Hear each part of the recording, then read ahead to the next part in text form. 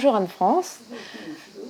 Tu es artiste plasticienne, céramiste, mais aussi galeriste. Un tout petit peu. Un tout petit peu galeriste. Un tout petit peu. Un tout petit peu. Alors tu vas nous expliquer ça.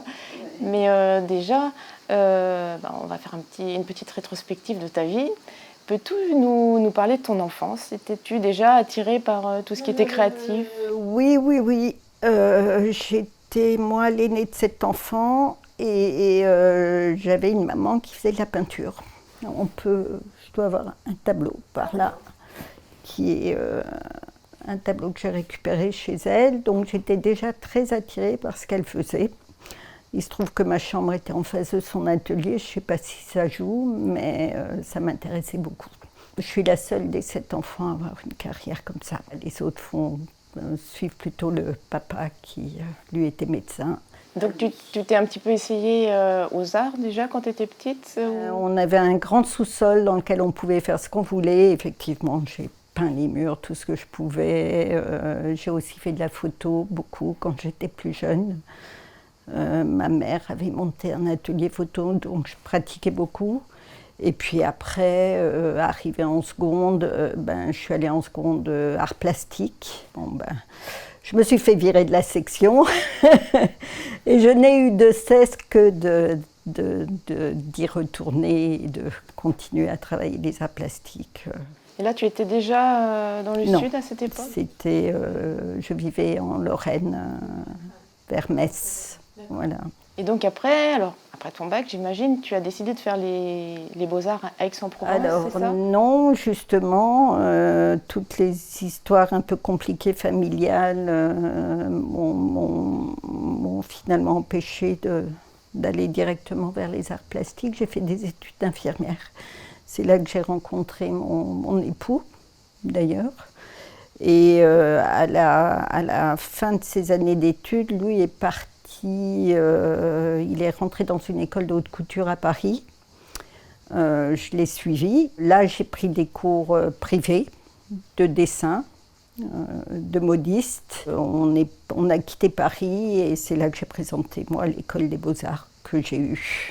Voilà, donc j'ai fait 2 ans d'école des Beaux-Arts à Metz. Je suis retournée là-bas parce que j'avais déjà une fille et qu'il fallait que je trouve quelqu'un pour s'occuper d'elle. C'était plus facile de se rapprocher de ma famille à ce moment-là. Et lui est parti travailler dans le sud de la France, et donc j'ai fait 2 ans de Beaux-Arts, puis je l'ai rejoint. Et là, je suis tombée dans le petit village de la Garde-Freinet, dans le Var, dans lequel il y avait un atelier de gravure. Donc j'ai laissé tomber les Beaux-Arts pour rentrer dans un atelier de gravure, et ça a pris un certain nombre d'années de ma vie. Et j'ai fait mes 3 autres enfants à ce moment-là aussi. Alors quand tu dis que ça a pris un certain nombre d'années, c'est quoi l'apprentissage de la gravure, ou c'est que vraiment la gravure t'a tenu à cœur et que tu as pratiqué à la fois ça l'apprentissage, mais aussi la pratique. J'ai beaucoup pratiqué la gravure dans cet atelier. Jusqu'à m'acheter une presse, que j'ai toujours. Mais je travaille beaucoup moins la gravure parce que c'est quand même très compliqué. Moi, j'ai vraiment appris la gravure à l'ancienne, c'est-à-dire avec des produits qui sont relativement dangereux. C'est ça qui m'a un petit peu attaqué, la peau. Je fais encore du monotype. Voilà. En fait, ce qui a mis fin à ta pratique de la gravure, c'est vraiment ces problèmes de santé. Ouais. Et après, tu as voulu passer à quel en médium? fait, en parallèle, je faisais de la peinture. Donc, au-dessus de moi, il y en a une, par exemple. Peinture à l'huile, alors? Peinture à l'huile et acrylique. Les grands formats comme ça j'aimais beaucoup le grand format. Et les grands formats sont assez difficiles à transporter, donc c'est pareil, à un moment ça m'a fatiguée. Et j'ai toujours été une collectionneuse de poterie. J'ai toujours aimé cette matière, c'est au niveau du toucher, c'est super agréable. Enfin, j'y trouvais vraiment quelque chose. Et à un moment donné, je me suis dit, pourquoi pas moi? Et d'un autre côté, je faisais déjà beaucoup de volumes. Il y a peut-être des gens ici dans la région qui m'ont rencontré à travers ça. Je faisais des installations de terre crue dans les arbres. Je me servais de tout ce que je pouvais trouver un petit peu partout. Donc la terre crue m'a amenée à la terre cuite. Et ça fait une 15aine d'années que je fais plus que de la céramique quasiment. Donc en fait, tu t'es formée, ensuite tu as refait une formation pour la terre cuite ou tu as improvisé ça? La formation terre cuite, pour ça, je suis allée à Salerne voir Anne-Laure Imblot, Gasoline, qui elle m'a donné les premières bases, ainsi que Daphné Corrigan, qui est de Draguignan et qui elle m'a montré comment faire mon premier bol. Voilà.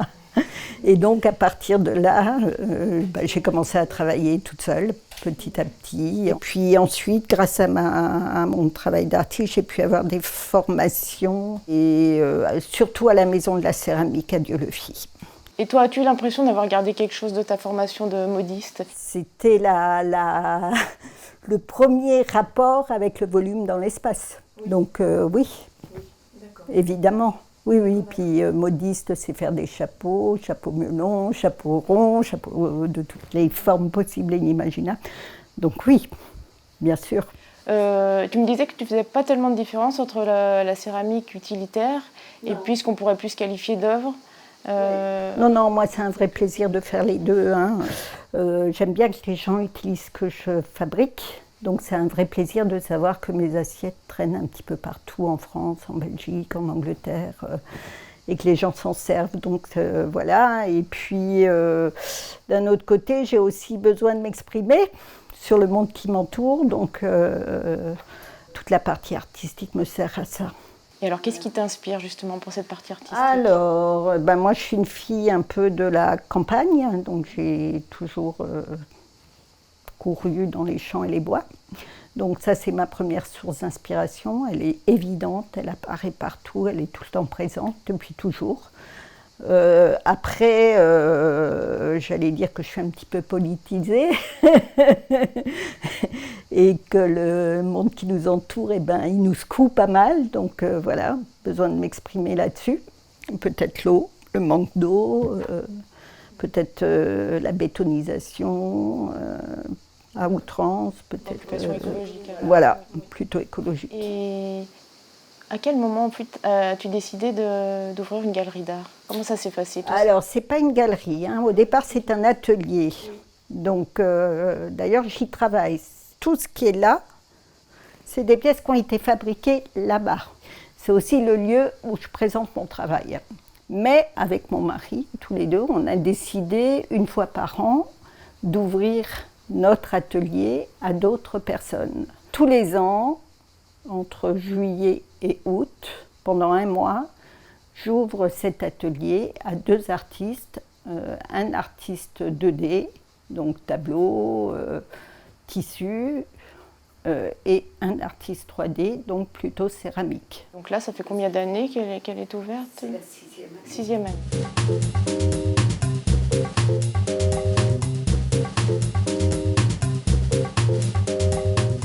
Les artistes qui m'inspirent ou qui m'ont inspiré, il y en a de plusieurs sortes. Hein. Il y a des artistes très très très connus comme Picasso. J'adore la céramique de Picasso. Il a une vraie liberté dans le dessin. Je trouve ça vraiment impressionnant. Barcelo. Alors Barcelo, c'est plutôt peinture et céramique qui m'intéresse. C'est quand même un des grands artistes actuels et sa céramique est complètement libre. Et c'est ça que j'adore, quoi. C'est une céramique gestuelle et de peintre. Je suis vraiment une grande fan de son travail. Il y a une artiste norvégienne qui s'appelle Marit Tinglet, qui, elle, est un peu en lien avec mes origines et sur sa céramique. Elle peint beaucoup les tempêtes, les ciels nuageux, les ciels gris, le bleu de l'eau, et moi ça me parle. Et puis sinon, il y a des gens un peu moins connus. Je pense à Marianne Castelli, qui est pour moi une des grandes céramistes françaises actuelles, qui est professeure aussi à la Maison de la Céramique de Dieulefit, qui est très douce et qui a une céramique très très très personnelle, plutôt sculpturale. Patrick Lougrane, qui lui est d'origine américaine et qui a aussi une céramique sculpturale très libre, que j'aime beaucoup. Il faut que je me rappelle Patrick Crelis, qui lui est aussi un céramiste qui fait de la sculpture. Et je cherchais, je crois que c'est Jean-François Thirion, qui lui est un type qui fait des grandes jarres. Et moi, de temps en temps, j'aime beaucoup travailler le volume, le grand volume contenant. Et lui, il a aussi ce côté peintre qui me plaît beaucoup, c'est-à-dire que ses fonds de jarres sont magnifiques.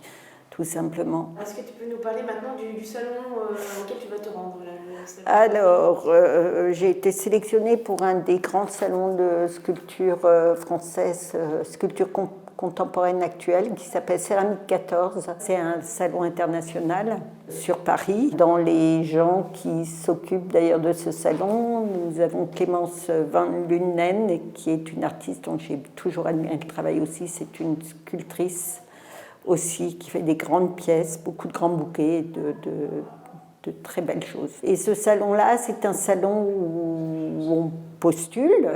J'ai eu la chance d'être sélectionnée. Je suis ravie de participer à ça. On sera 30.